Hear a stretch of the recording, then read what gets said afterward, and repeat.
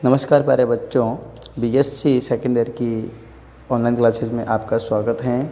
जैसा कि पिछली क्लास में हम बात कर रहे थे एक्टिनाइड वाले पार्ट की, जो आपकी यूनिट 4 उसका एक्टिनाइड वाला पार्ट हम पढ़ रहे थे।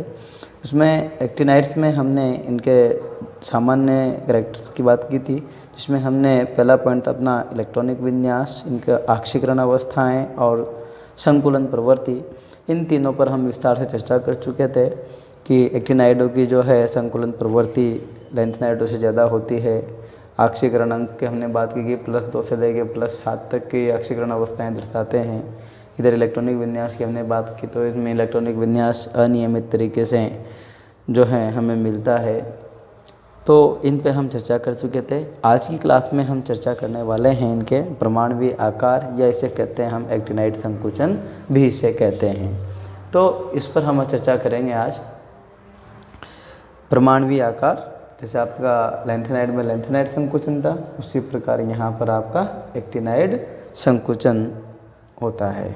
तो देखो, लेंथेनाइड संकुचन के समान ही एक्टिनाइड श्रेणी में भी परमाणु क्रमांक में वृद्धि के साथ परमाणुवीय व आयनिक आकारों में कमी प्रेक्षित होती है तथा यह एक्टिनाइड संकुचन कहलाता है।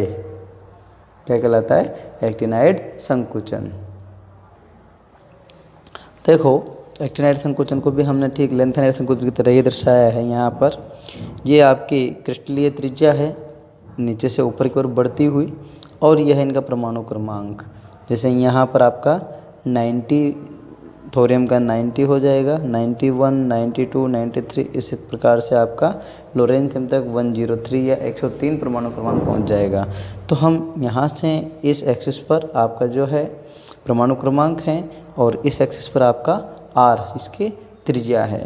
तो देखो, हमने कहा है, हम जानते हैं कि एक आवर्त में बाएं से दाएं जाने पर, बाएं से दाएं जाएंगे तो परमाणु क्रमांक का मान बढ़ेगा, और बाएं से दाएं जाएंगे तो जेड इफेक्ट का मान भी आपका बढ़ेगा, जिसे हम कहते हैं प्रभावी नाभिकीय आवेश। और प्रभावी नाभिकीय आवेश बढ़ता है तो आकार में हम कमी प्रेक्षित होती है, ये जनरल ट्रेंड भी है।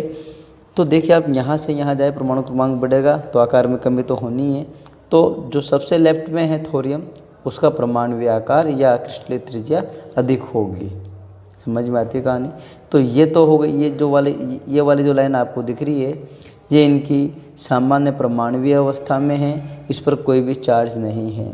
देखिए, आप किसी भी एलिमेंट पर कोई चार्ज नहीं, ये सामान्य अवस्था में इनका जो है परमाणुवीय त्रिज्या है। लेकिन इनकी आयनिक अवस्था, जैसे ये थोरियम की न्यूट्रल अवस्था है, थोरियम की +3 है, ये आपकी प्रोटेक्टेनियम की न्यूट्रल अवस्था, ये +3, यूरेनियम, नेपच्यूनियम, प्लूटोनियम, अमेरिशियम, क्यूमेरियम, तो इनकी सबकी +3 आक्षीकरण स्टेट में इनका जो ग्राफ है वो इस प्रकार से आता है, और क्रमागत तरीके से इनके जो हैं आकार में कमी आती है परमाणु क्रमांक बढ़ने के साथ साथ। तो इनकी सामान्य त्रिज्या और ये आयनिक त्रिज्या, दोनों में संकुचन इस प्रकार से होता है और आकार में कमी होती है।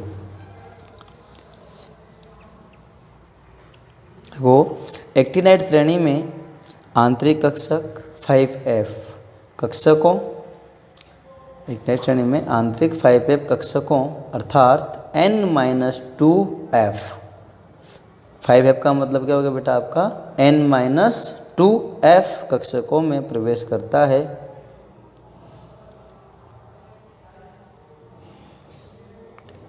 एक्टिनाइड श्रेणी में इलेक्ट्रॉन आंतरिक 5F कक्षकों अर्थात N-2F कक्षकों में प्रवेश करते हैं, जिनका बाह्यतम कोश के इलेक्ट्रॉन पर परिरक्षण प्रभाव नगण्य होता है, किंतु नाभिक के अत्यंत निकट स्थित होने के कारण से जेड इफेक्ट बढ़ जाता है।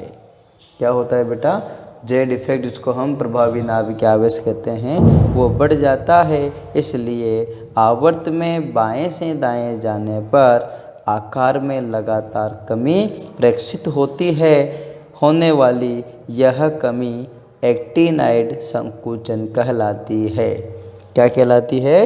एक्टिनाइड संकुचन कहलाती है। एक्टिनाइड संकुचन में क्यूमेरियम जो CM है आपका क्यूमेरियम तक ही संभावित होता है। एक्टिनाइड संकुचन इस एक्टिनाइड सीरीज में क्यूमेरियम तक ही संभावित होता है। कई बार क्वेश्चन यहाँ से पूछ लिया जाता है कि क्यूमेरियम तक ही एक्टिनाइड संकुचन देखने को क्यों मिलता है, तो उसका आंसर है आपकी अगली लाइन में, क्योंकि इसके पश्चात आने वाले तत्व पूर्ण रूप से या पूर्णतः अस्थायी होते हैं तथा मानव संश्लेषित हैं, जिनके लिए आकार में असामान्य परिवर्तन प्रेक्षित होते हैं। तो इसका मुख्य कारण आपको याद होना चाहिए।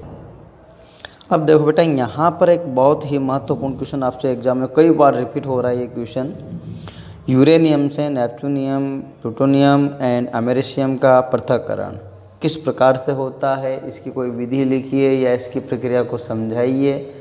तो यहाँ पर इसका आंसर हम करते हैं, प्रकृति में यूरेनियम के साथ नेपच्यूनियम, प्लूटोनियम एंड अमेरिशियम के नाभिक भी पाए जाते हैं, क्योंकि जब यूरेनियम 238 पर नाभिकीय रिएक्टर में न्यूट्रॉन की बौछार करते हैं तो यूरेनियम न्यूट्रॉनों का अवशोषण करके, किसका, न्यूट्रॉनों का अवशोषण करके 92 यूरेनियम 239 के नाभिक में परिवर्तित हो जाता है।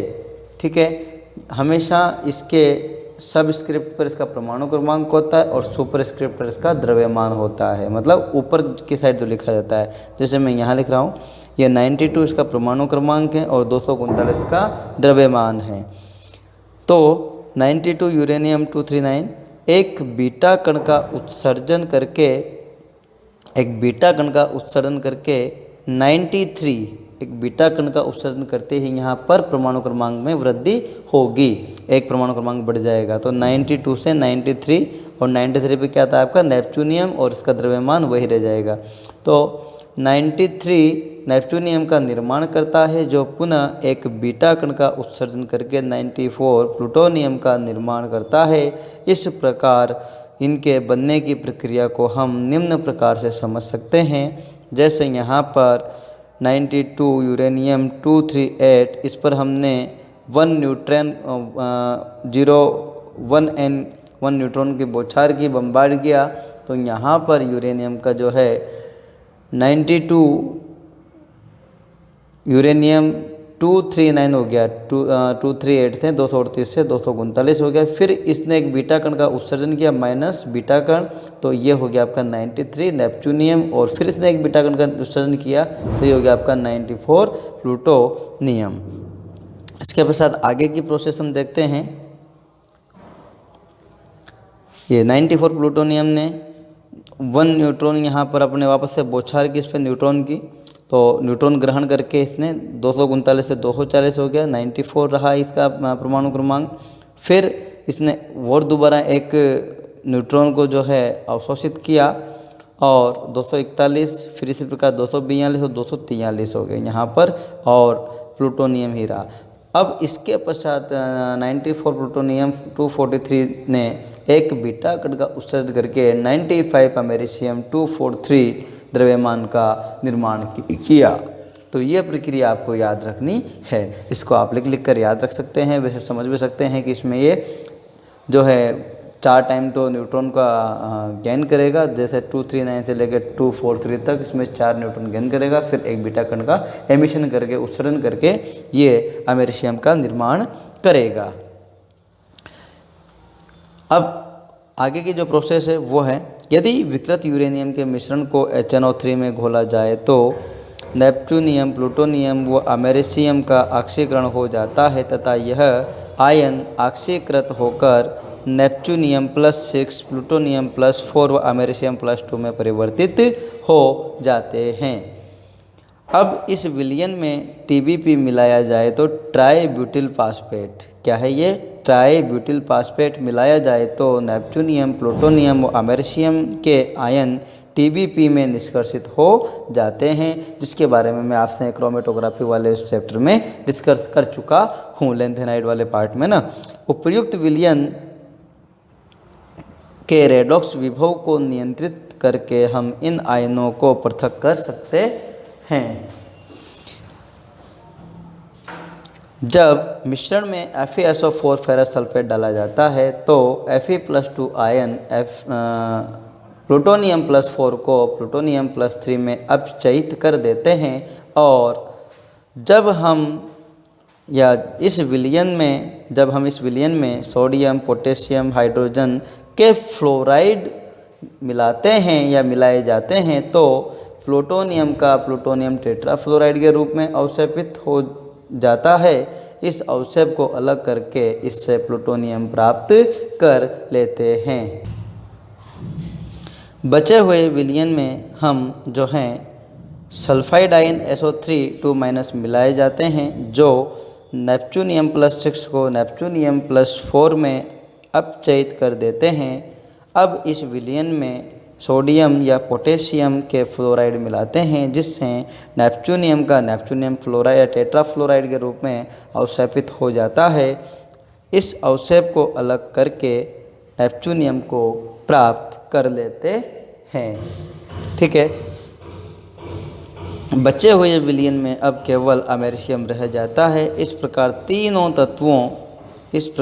तत्वों को पृथक कर लिया जाता है या किया जा सकता है। इसे हम निम्न आरेख द्वारा समझ सकते हैं। देखो, एक छोटा सा आरेख अपन ने इसको